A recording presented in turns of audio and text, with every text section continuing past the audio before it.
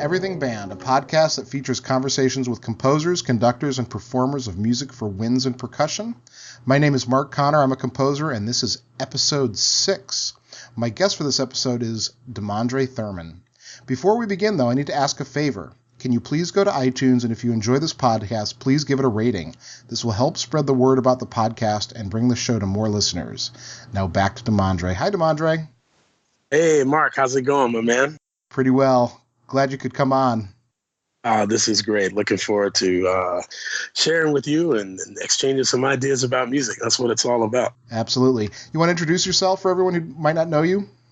Sure. As Mark said, I'm Demondrae Thurman. What I currently do is I teach low brass and I conduct the wind ensemble at Samford University. In addition to those duties, I also play first euphonium in the sotto voce tuba euphonium quartet. And I travel the world quite a bit as a soloist and teacher. And so I spend about 2/3 of my time teaching and the other third on the road playing music or conducting music of some kind. Right, Demondrae, you're being a little bit humble there. You also play with the brass band of Battle Creek, and you're one of the great players in the world on your instrument. So, well, I appreciate that. Well, there's certainly a lot of things that could be said, but at the end of the day, I just keep trying to make music the best I can, and in any way that I can. Orchestra, wind band, conducting, playing a solo, playing trombone, whatever I can do. I just want to be involved in making music. Absolutely. You and I are really close. We spend the summers together in North Carolina, and so we've had lots of conversations about music. So I'm hoping that we can go a little bit off a script today and just sort of talk about things. But, I know it, but I want you to talk about your origin story and tell people kind of where you come from. Sure. Yeah, I grew up in a very modest home. I grew up actually in a housing project in Northport, Alabama, which is a suburb of Tuscaloosa. So if you follow college football, Roll Tide should mean something to you. I basically grew up 2 miles from that university. And music for me was gospel and R&B. It was all throughout my house, all through my childhood.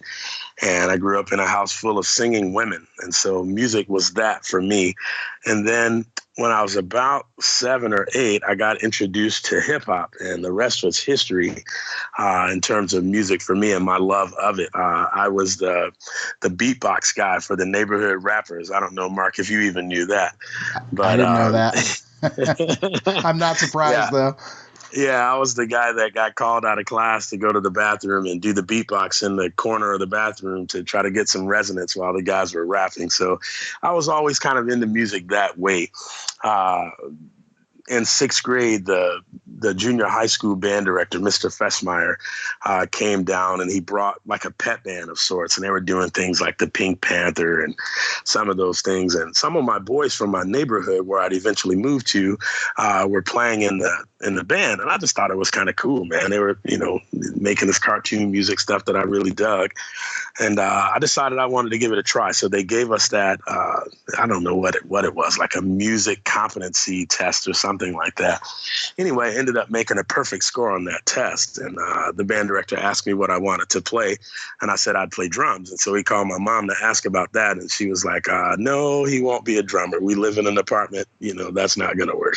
So it took a long time for me to decide on an instrument. I tried tuba and trumpet and horn and a bunch of things, and settled on the euphonium. It was literally like a last-ditch effort. I didn't know what I would play if I didn't like this instrument. And he said, if you like this particular instrument, we'll get a brand new one, because it looked like the sort of classic band room, school instrument, green, and, valves weren't really working and that kind of thing. But I really enjoyed the sound that it made. And, he stuck to his promise and brought me a brand new one. So that was 1987. And that's what got me started in music.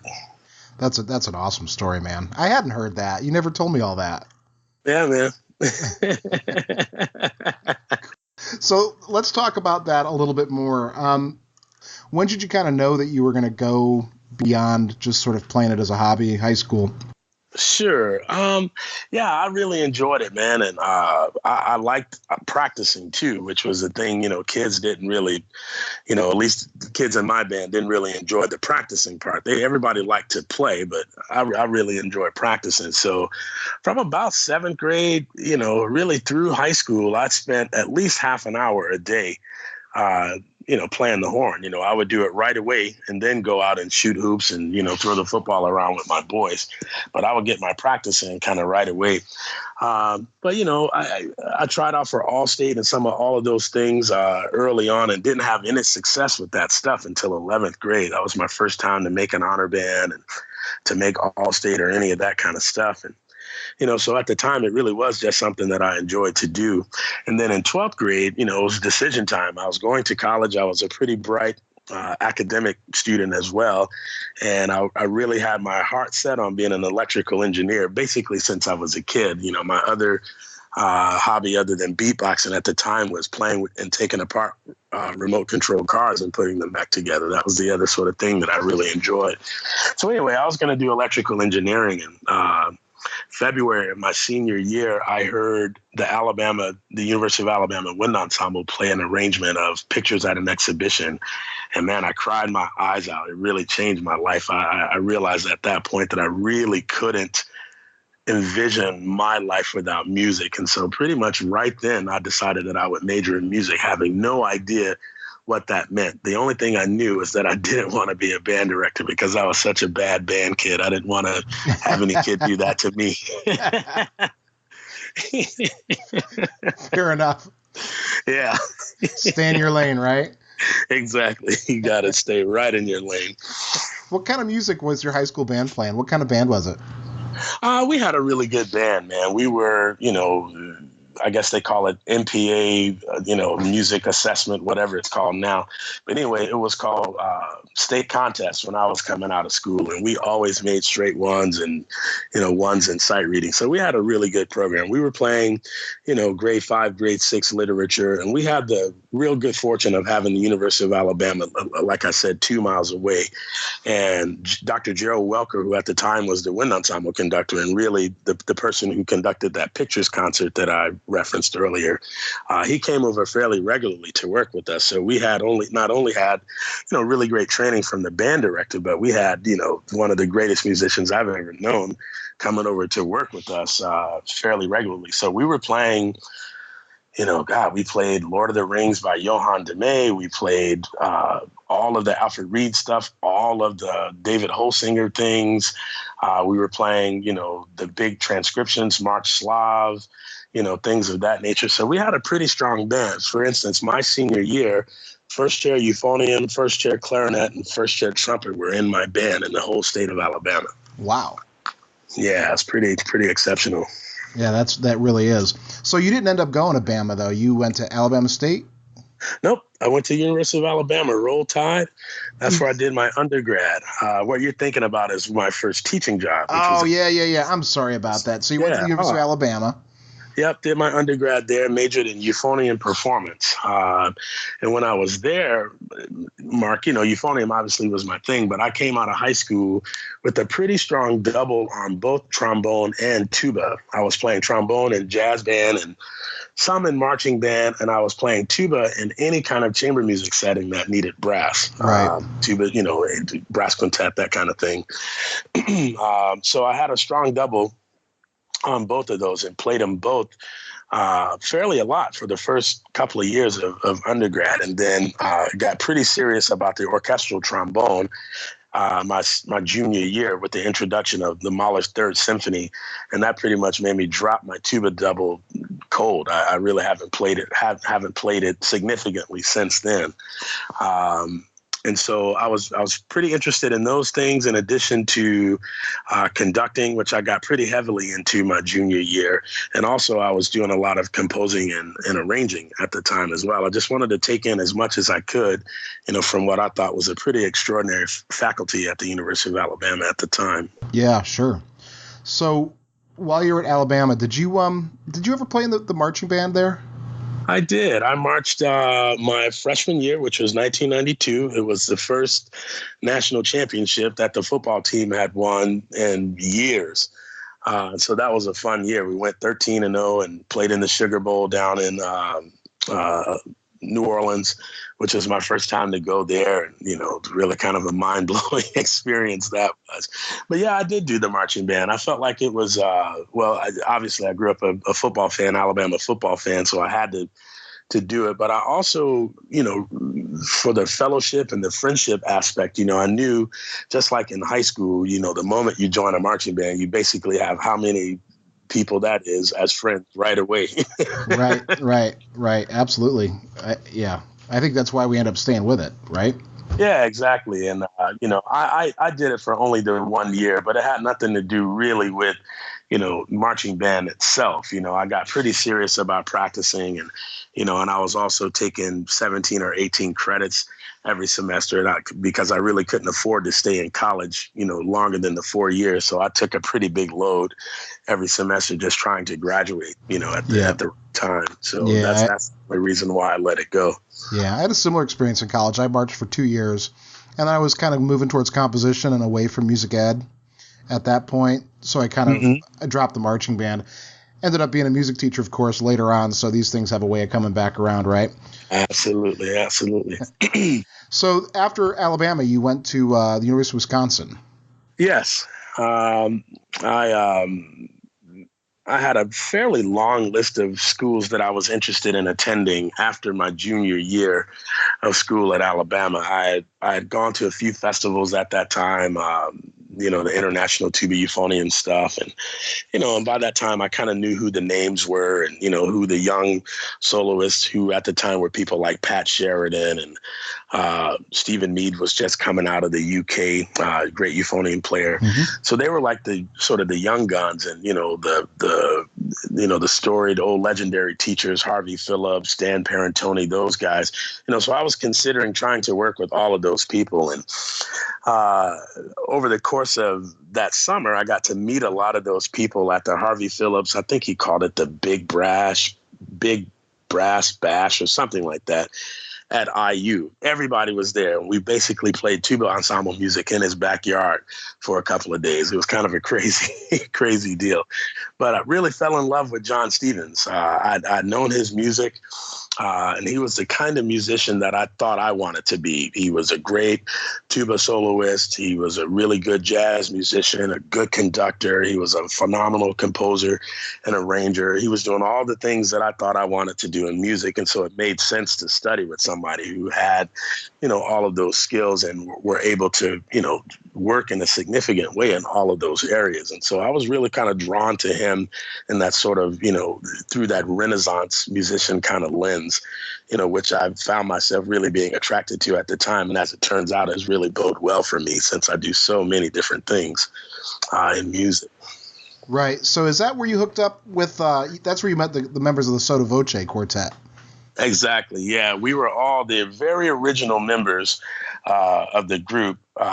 We were all graduate students. Well, I say that 3 of us were graduate students, and Pat Schultz, who was the other euphonium player, was a senior when I got to school there. And so we were all, we signed up for chamber music class like you do. And, but that was our group. We named ourselves and started taking ourselves pretty seriously right away. And that was one of the things that really drew me to Wisconsin overall is tuba quartet was really important to me. I enjoyed chamber music. And at the University of Alabama, I was in a competition winning quartet. And so that was kind of a thing for me. And John said, I got 3 guys here waiting on you. Just get here. They'll be ready. And he was exactly right. We went on to do some really cool stuff. Yeah, you're still at it too. That's right. Yeah. Two of the 4 of us, Mike Forbes and I are still holding it down. And in a lot of ways, we were sort of the brainchild of how it ended up happening because Mike does so much writing and composing, arranging for the group. And, being the first euphonium, in many ways, the sort of musical voice is mine for the quartet. So between his writing and, my playing, that sort of makes the group what it is. And, most people define it, one of those ways, either through Mike's writing or, sort of through my leadership within the group. And so we've been able to, replace the other 2 seats, haven't had much turnover. We've only had I want to say 6 or 7 total members in 20 years that we've been together. So that's not bad attrition, for a low brass chamber ensemble. No.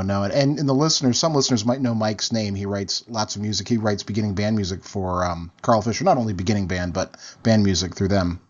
Exactly. And so after that, you went to Alabama as a doctorate in trombone, not in euphonium. That's right. After I left Wisconsin, I was there for 2 years, finished my master's degree. I got a job teaching low brass at Alabama State University, which is in Montgomery, Alabama, about 2 hours from Tuscaloosa, where I grew up.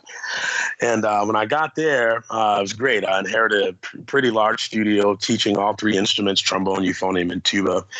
And started learning how to teach. It was really, really great job for me. And then the second year I was there, along with my boss, Dr. Horace Lamar, who was the dean of the School of Music at the time, we actually started their first year-round concert band. We called it a wind ensemble. And so that's where the conducting things sort of happened. So that very next year, the Eastman School of Music had a euphonium opening. It was euphonium/trombone/jazz. Very interesting job description, but it was a faculty position, full-time, tenure track, the whole 9 yards. So I applied for it. And as it turns out, I was one of 2 people to interview for the job. The other person that interviewed for the job, Mark Kellogg, had been essentially doing that job as a full-time temporary or an adjunct, I want to say, for 6 or 7 years. So there wasn't really a chance for me to get the job, but it really sort of, got me excited about the idea of getting one of those kind of top tier jobs. And went up there, interviewed, thought I did a pretty good job and got good feedback from the interview, even though I didn't get the job. And I applied for several other jobs after that and didn't even get a phone interview, maybe 8 or 9 jobs after that. And so that's what made me decide to start a doctorate at all, because Right. I was pretty content with not going back to school, to be honest. Yep. But Jerry, God, I'm drawing a blank. Taught at University of Wisconsin, Eau Claire. Dr. Jerry Young, sorry, I drew a blank there, gave me a personal call after I applied for their trombone job and said, hey, Demondrae, your stuff is great. I know you. I love you. You're awesome. We can't hire you without a doctorate. So go ahead and start working on one. And that was what I needed to get started. And I decided to do trombone because the way the job market was at the time, there wasn't any euphonium jobs other than Brian Bowman at North Texas. And that's still the case now. And I figured if I got a degree in trombone, that would make my, it sort of matched my playing. I felt like I played at that level, but I didn't have any credentials on paper that suggested that I could do it. And so at the time, it was either do conducting, which I was pretty serious about, but I didn't see myself changing my career path from playing to conducting. And so I said, I'll get a degree in trombone. I play well enough to do it. A euphonium degree won't do anything for me. I can't get a job teaching just euphonium. So I'll get a degree in trombone. So that's what made that happen at all. It is interesting. I think I look at that, and you ended up teaching back at the University of Alabama when you finished. I did. I did 2 years of coursework, and then I got hired to teach tuba and euphonium, not trombone.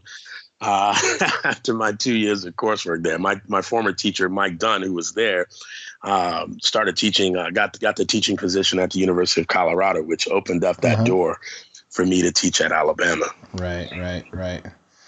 Go Buffs. I'm a Colorado graduate. There you go, Mark. I thought you would like that. All right, Demondrae. So let's talk about the euphonium a little bit. So do you have any sort of advice for directors about maybe starting kids out or switching kids over, sort of what they're looking for? Sure, yeah.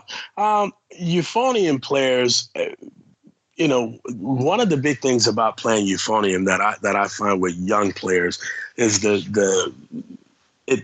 you have to be pretty smart to play the euphonium, and I'm not saying that you can, play it and not be super smart, but there's a lot of different things that come into play. For one, if you're switching a player, they're going to have to learn the bass clef. If you're switching them from trumpet, which is the kind of normal switch, they'll have to learn bass clef. So if you're putting a kid that doesn't have a certain intellect and you're switching them over, and they'll have to learn bass clef at some point just because of the repertoire, both in band, but mostly in any other kind of playing, chamber music or, solo and ensemble type experiences. Right. They're going to have to learn to read the bass clef. So that's one thing right away. The other thing is the euphonium has a pretty wide range by the time you get to high school. You have to cover, 3 octaves easily on the euphonium. And that's not necessarily that easy to do. I can recall in high school, marveling at the kids who couldn't play above the 6th partial, which would be that concert F above the staff in bass clef.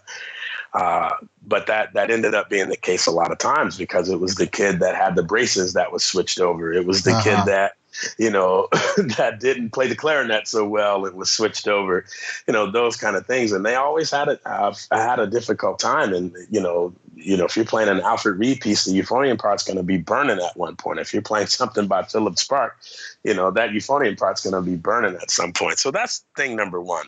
The second thing is, don't be afraid to have euphonium players start on equipment that's going to give them the characteristic sound right away. The mistake that I find most often is that you start euphonium players on, small bore instruments, and then you put, a small bore trombone mouthpiece on inside the mouthpiece. And that's going to make the, not exactly the characteristic sound that you want. So the smallest standard mouthpiece that I allow people to start people on is the Vincent Bach 6.5 AL. That's as smallest as I'll allow it to go, because otherwise anything smaller, you don't get the characteristic sound on the horn. And that's the biggest mistake that I see a lot of people make.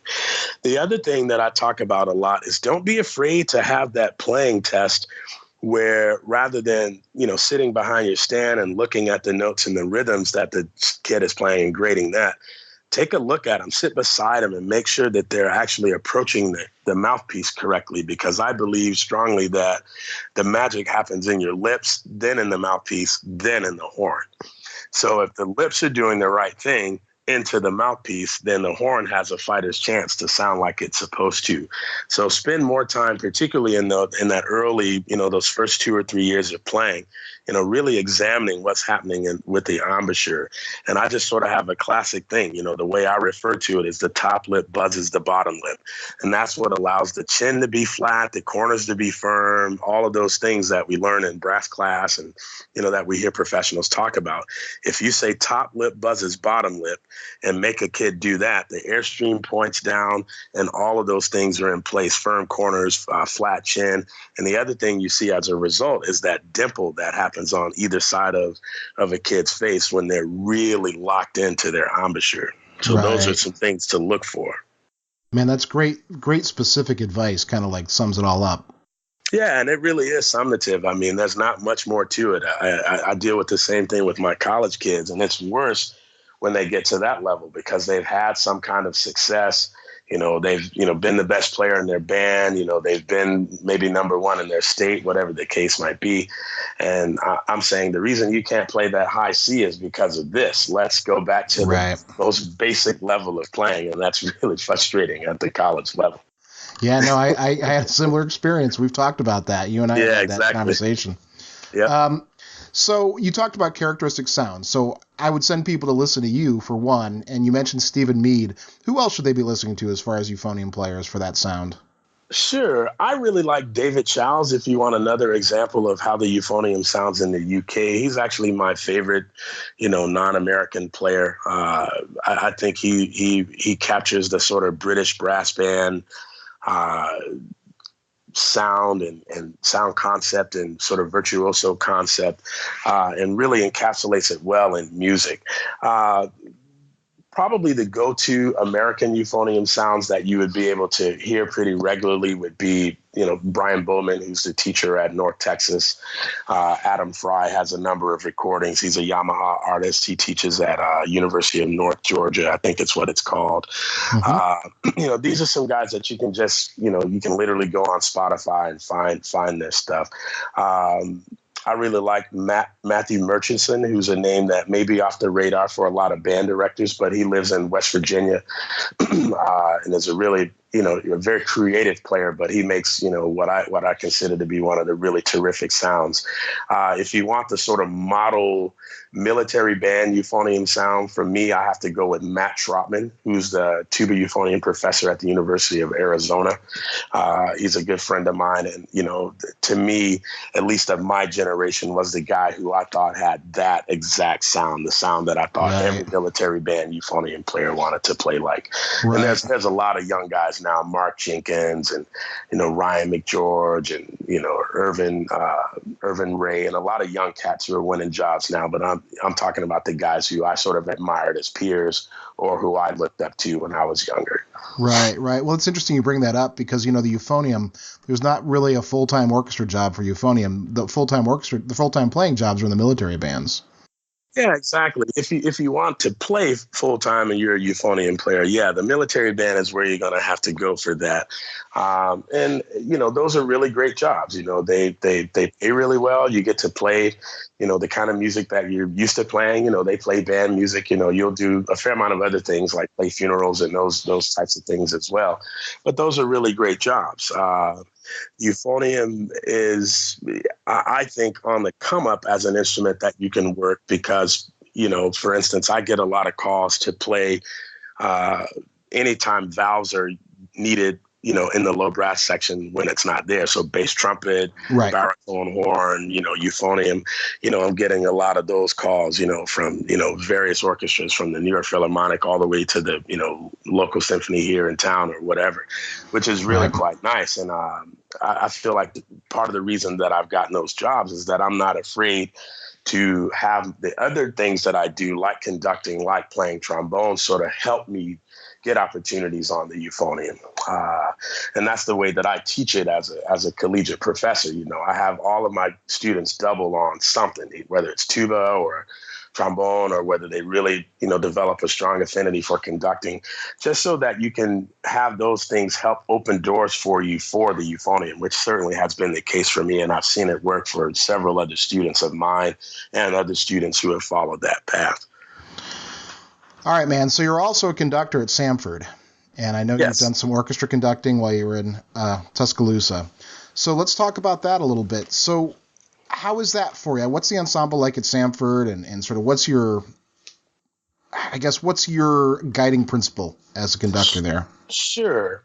Stanford University is primarily an undergraduate university. We have maybe 5,400 students total, about 4,000 undergrad, 1,400 graduate students across the whole school, not just in music.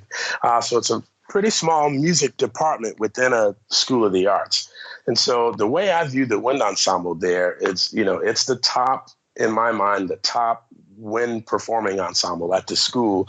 And so I treat it with that level of respect as it relates to repertoire, amount of concerts, those types of things.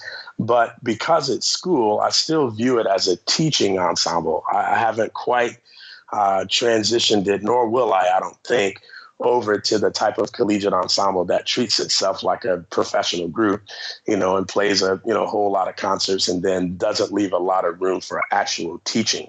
There's a difference between teaching and rehearsing. And so I try to split my time in that group between teaching, meaning ensemble concepts, how to lead as a principal player, those kinds of things, to actually rehearsing the music and trying to make a product that we would be proud of, at that professional level. And so for me, we don't program quite as long concerts because that allows me to get some teaching in. So our general concert is about 35 to 42 minutes of music, rather than the sort of 60 to 70 minutes of music, which a typical, top wind ensemble at a school would play. And that allows me to do a fair amount of teaching. We do 2 concerts a semester. And, usually, some grade 6 or higher, as a sort of featured piece. And then we pepper it with, grade 4s, 4.5s, and 5s, to make up a good program. I want something to be as good as anybody can play it. And then that grade 6 might be a reach for, Right. my third clarinets. They may not be technically proficient enough to actually execute that part. But my principal horn, who's going to go to Eastman next year, for example, she gets a workout, and that's going to be good for her. So it's a balancing act when you're at a school like that doesn't have a high graduate student population, and it's small enough that your middle students and lower students, may not be quite ready to be a one on a part kind of player. so there are some challenges there. You mentioned that the size of the school and not having graduate students. In episode 3, I interviewed Matt Salvaggio, who's a conductor at Hiram College in Cleveland, and he's got a very small liberal arts school he teaches at. And he was talking about how he brings in mostly non-majors and community members to supplement the band. How much of that is in your group? Sure. Yeah, I hire professional players to fill out things. For example, we don't have an oboist right now at Sanford. And so, I have the really great fortune of having just a phenomenal, young oboe player that lives in Birmingham that wants to play for me anytime I call her. And so I'll play stuff with amazing oboe solos, and we won't hear them until the day of the concert, because I only bring them in, the day of the concert to do the rehearsal, and then we do the concert that night, obviously. And, but it's just so great to hear her play, and it's great for my students to hear somebody that's not too terribly much older than them playing at such a high level. And so I do some of that. I hire 3 to 5 players every concert, depending on what we need. We're playing the Barnes Third Symphony this concert, which needs a huge band, but he scored it such that I can do it with a relatively small band, all but the second movement, because it has a lot of the wind trios, two bassoons, contra kind of stuff. So I didn't do that movement. But so I'm having to bring in a few more extra players than I normally would, but the band is ready to play that level of literature. And so I don't feel like I can hold it back just because of numbers. Sure. And so what lessons did you learn kind of as a conductor that you might want to pass on? Sure.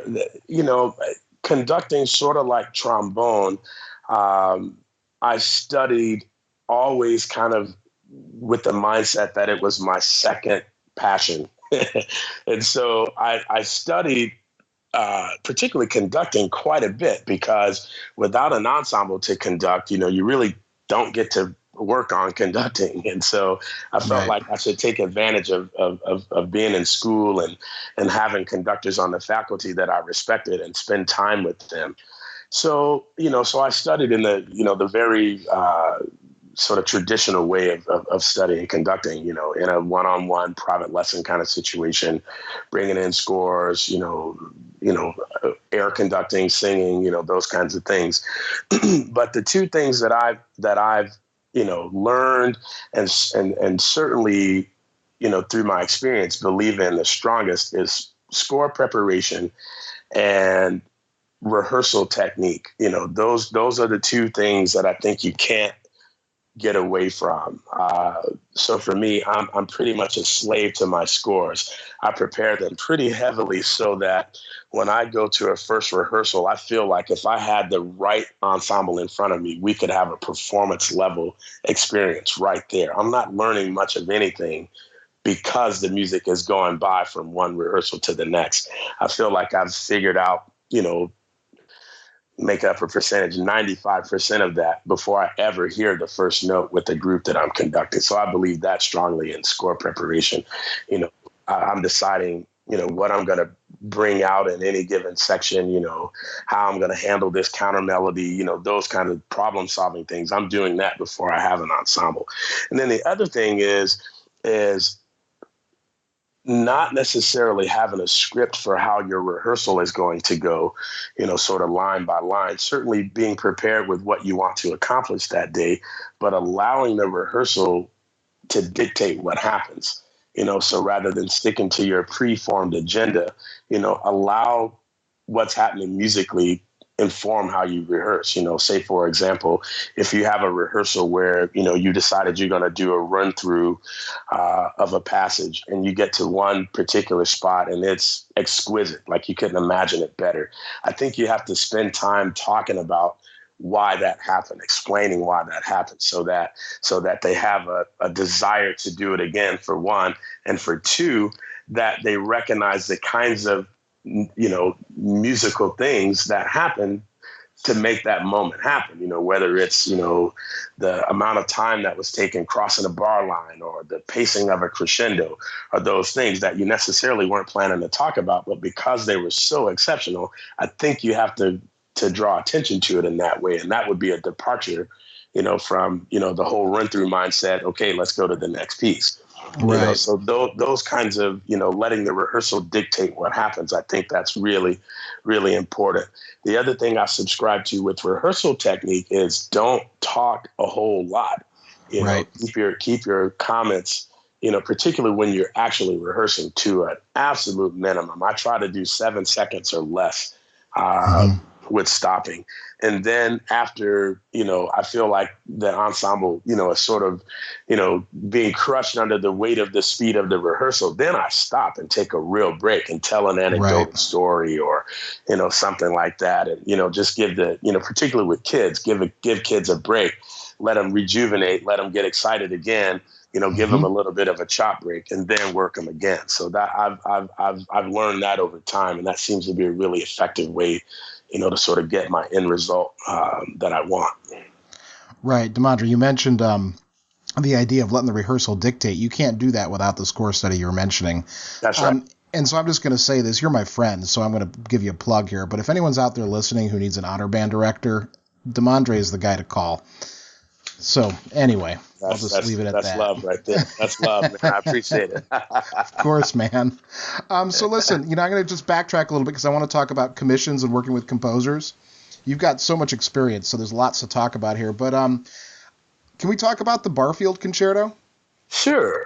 Yeah. So what, Mark? Yeah, go for it. Well, what I try to talk about here is I try to touch on the three different aspects of the profession. The composers, the performers, the conductors.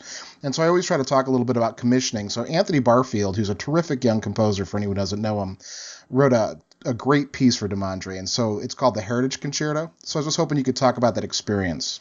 Sure. Yeah. So Anthony and I are friends. We go back quite a long way. I referenced earlier in the interview about teaching at Alabama State. I actually met him when I was on the faculty there. I was there from 1998 until 2005. And Anthony was a young, absolutely first-class young trombonist from Mississippi who came transferred from a junior college there to the University of Alabama. And Dan Drill, whom I'd worked with and who ultimately ended up being my trombone teacher for my DMA, told him about me. And so we got to meet and had a few lessons and, we had a lot in common and really sort of hit it off. And talented guy. So he transferred from Alabama up to Juilliard, where he studied with Joe Alessi, got his degree in trombone performance. And while he was there, really got the bug to start writing it. So he had written some trombone ensemble music. And through the encouragement of Joe Alessi, decided he really wanted to try to give a stab at composing. And so he wrote a really great piece called Meditations that for trombone and piano. That he sent me a recording of Joe playing, and man, I just fell in love with it. He has such a unique voice, the harmonies that he chose, the length of his melodies, the sort of obscure forms that he chose. I sort of vibed with, and it just had a real urban sound to it, which I loved. And he was really young at the time, and I said, "Hey, man, this is a really great piece. I think once you really find your voice and hone your craft as a writer, I want you to write a piece for me." And so that was 10 years or so before the first notes of the Barfield. And so what happened was I met an amateur euphonium player by the name of Don Winston, who's an engineer living in New York. He met me. We met at a summer workshop that I was doing, and sort of long story short, he heard some sort of voce recordings, met me, and really fell in love with playing the euphonium again. And so after a 26-year layoff, started playing euphonium. And so he asked me who could he study with in New York. And I mentioned Anthony Barfield. I said, hey, I got a friend that's up there, just graduated. It's good. You know, he plays valves, plays trombone. He'd be great, somebody to get you started. And so he and Anthony hooked up. And at the time, you know, Anthony was, you know, making a life as a composer. He was doing some work at Juilliard, and he was also starting to think about doing some work in the hip hop industry. And so he and Don kind of hit it off, and Don has been a very good supporter of both he and I. And so as time went along, you know, it got to the point where Anthony and I were pretty serious about this piece. And so Don actually put up the money. He actually commissioned the work for me to be written by Anthony Barfield. So I didn't even actually have to come up with the money for it. Don basically gave it to both of us as a gift. Here's this piece for you, Demondrae. Here's this commissioning fee for you, Anthony, two of my, you know, great friends and the two people who got me back into music. And so that's how the actual business of the piece started. And so from a composition standpoint, you know, Anthony said, hey, man, I really want to write a piece that speaks about us. You know, what he meant, it was about Black people. I said, man, I'm down with that, man. We don't have anything in the repertoire like that. You know, that would be an amazing piece. And he said, all right, cool, man. And so a few months later, he sent me some excerpts from the first movement. And he was talking about the building of the Egyptian pyramids, which is basically the beginning of, you know, or sort of the first notions of a darker race being superior, which is kind of what his notion was. And so anyway, he went on to write, he wrote this, very powerful, I think, first movement of a piece, building and triumphant and coming up with something great. And then he balances that with what I think is easily the most exquisite slow movement in the euphonium repertoire right now, which is the second movement, the Nile. And I think he just really captures sort of what it's like for a Black orator in a church to speak. That's what the second movement sounds like to me. So I'm imagining the most powerful, Black speakers, the Kings, the Malcolm X's, those kind of guys, just the power in their speech pattern. And that's kind of what I was going for in the playing. And I think that's what he meant in the writing as well. And then the last movement is just about a really strong person. So it's got a lot of, sort of hemiola type aspects and, syncopated rhythms and those kind of things that really, sort of captures strength and energy. And it's a huge piece, 2 to 4, 20, 23, 24-minute piece, but it's really, really powerful. And it's really kind of taken the euphonium world by storm. Yeah. No, it's a terrific piece. I don't know Anthony. I called him a young composer. I don't actually know how old Anthony is. Anthony is 36 or 37. So he's not young anymore, but I'm 42, 43, so he's young to me. Right, exactly. Same. Okay, so how about, other than the Barfield Concerto, have you have anything else written for you? Sure. Yeah, I've had a few things composed for me. A good friend of mine, Doug Bristow, a few years ago wrote a euphonium sonata for me, standard title sonata for euphonium and piano. And with Doug, somebody that I know and who knows me, I just gave him a blank slate. I said, man, write a multi-movement piece for me for euphonium and piano. I said, my, what I can do on the euphonium, my limitations, my strengths, so on and so forth. And what kind of music I like, what my technical, abilities are. So write whatever you want within those parameters. And he came up with a really great piece that has a great mixture of minimalism, which I love.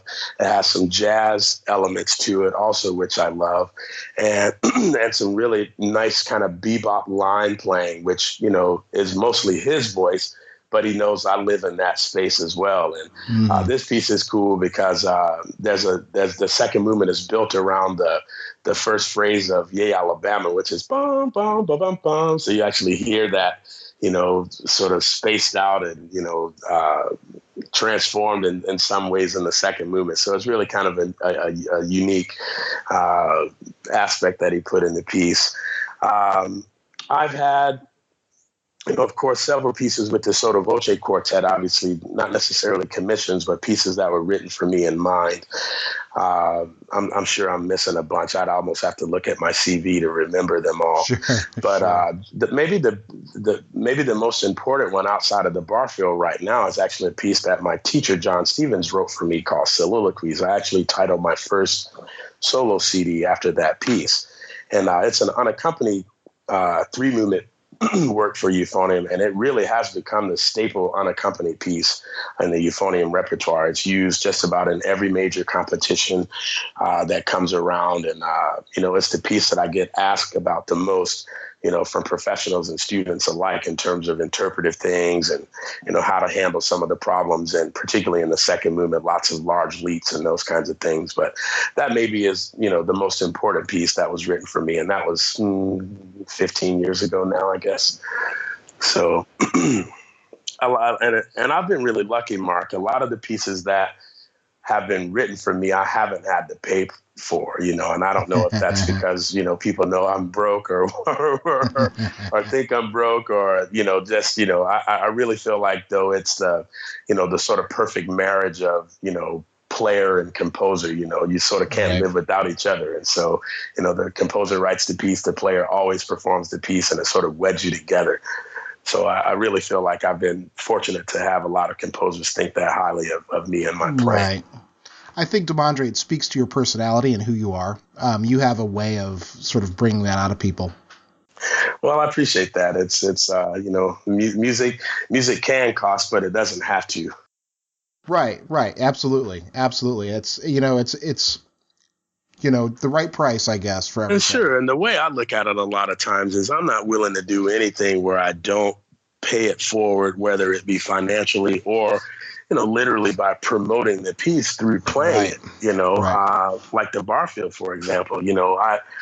It's such a great piece, and I feel a little bit odd that I didn't have any of the financial responsibilities to it. So I try to play it whenever I can, so much so that I had him reduce the band parts to an electronic medium so that I could actually have all of the colors that he envisioned, without it being reduced to piano, and still get some mileage out of the piece, still play the piece. And, I know he's selling a handful of them a month just because people get to hear me play it more often.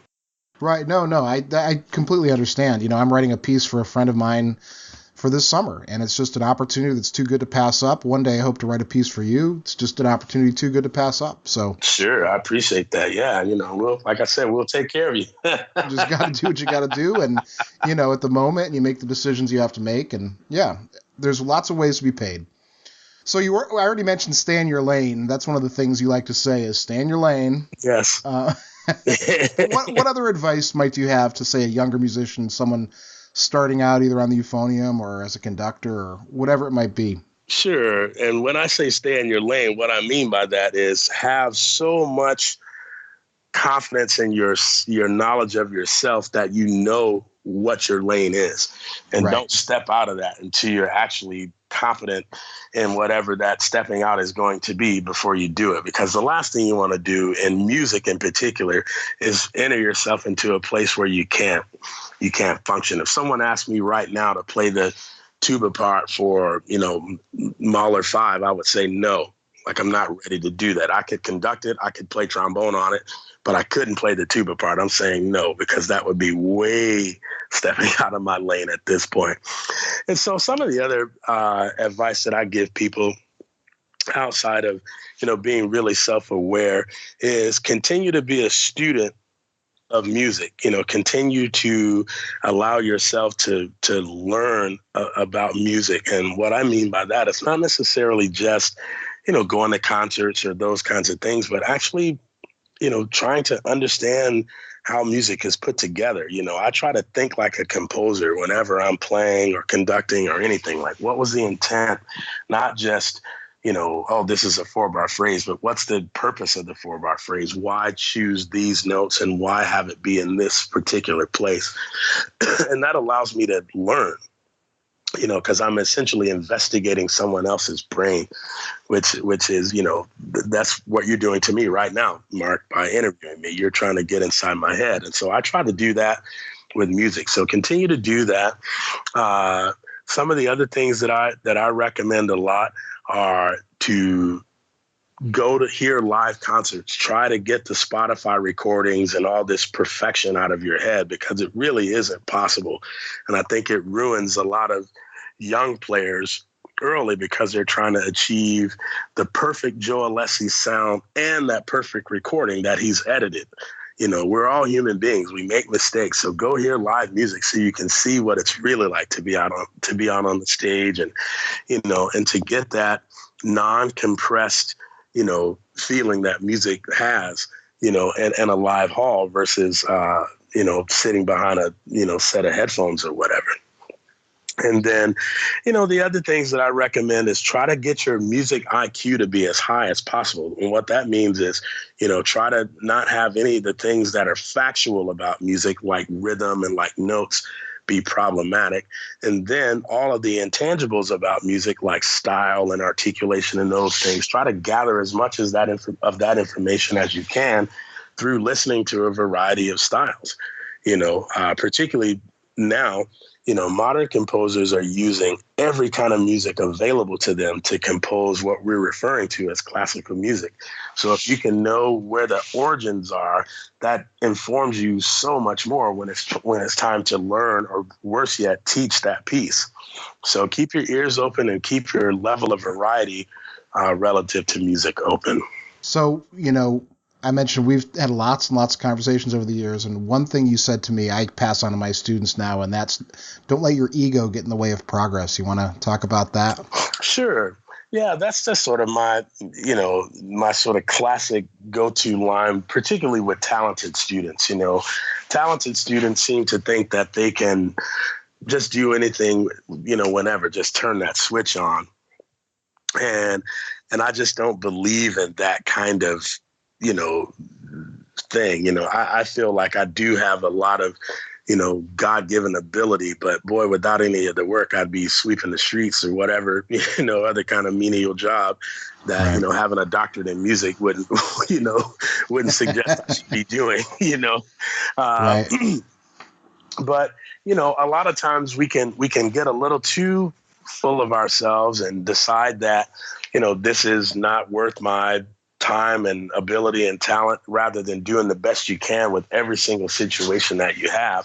Yeah. Because you never know, you know, how that situation might affect you moving forward, or, you know, worse yet, someone else are in the audience or that's experiencing, you know, this thing through music. And so I try to sound like I'm playing with the New York Philharmonic every time I play. I don't care who I'm playing with. You just can't let the situation dictate, you know, how you do things. LeBron James isn't going to miss shots because he's playing hoops in my backyard. Right. He's still going to be LeBron James. Right. Right. You know, I see this a lot. You know, I teach young college students, first-year college students in theory, and you see a lot of students check out, and lots of talented students drop by the wayside because they lose sight of that you have to work in every musical situation. You can't presume that you know everything. That's right. That's exactly right. It's impossible. It's impossible. I don't know everything, and I've been teaching for almost 20 years. It's just impossible. I'm going to share an anecdote of my own. When I was in college, I went and took piano lessons with a German piano teacher in my hometown, and he had actually emigrated from Germany after World War II. Shortly after the war, he knew Karl Orff and was a pianist with the Munich Opera. And he was older when I took lessons with him, and I asked him a question about a piece of music. I was pretty naive, and I said, "So what makes this happen?" And he gave me this thoughtful look, and he said, to answer that question would be like taking teaspoons out of the ocean. That's what he was saying, is that, you know, there's too much to know that you can't know everything, and that really has stuck with me over the years. Yeah, that's a good one. Keep taking those teaspoons out, you know, pretty soon you get buckets full. Yep, that's it. All right, man, we could talk for hours, but we'll wrap this up. So do you have anything coming up you want to share? So this will go out probably the first Monday of May. So is there anything you want to share with everybody?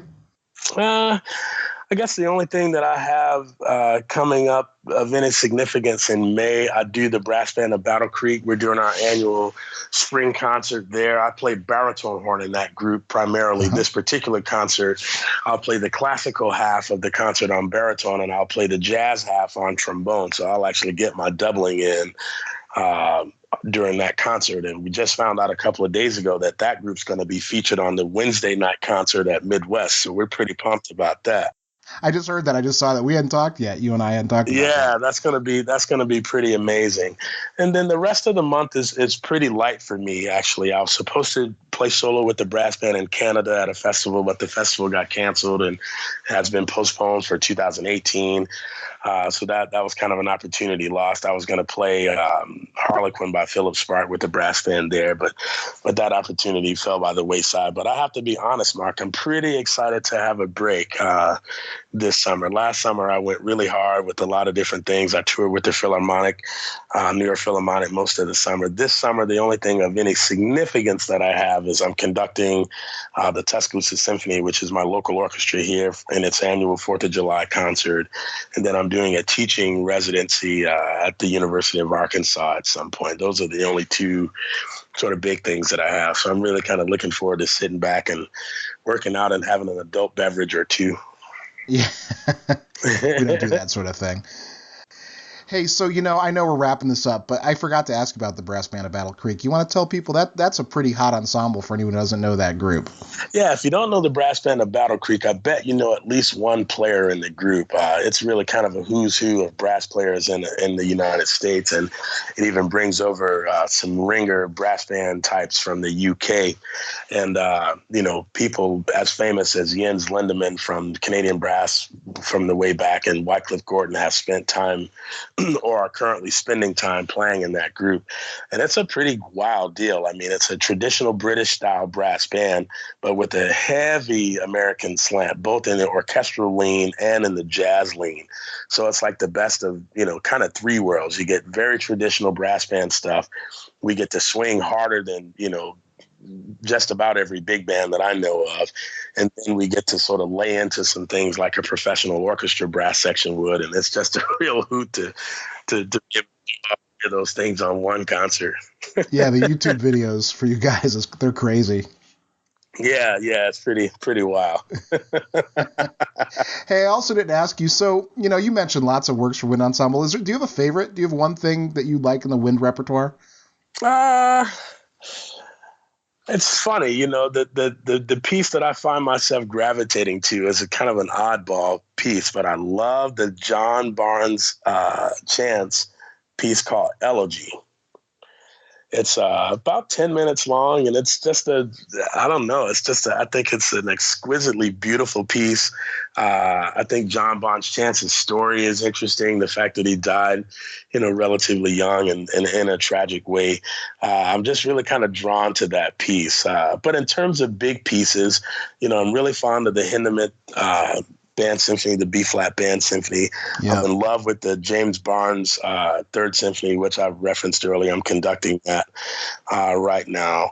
And, there's certainly others. I still love Armenian Dances #1 by Alfred Reed. So, yep.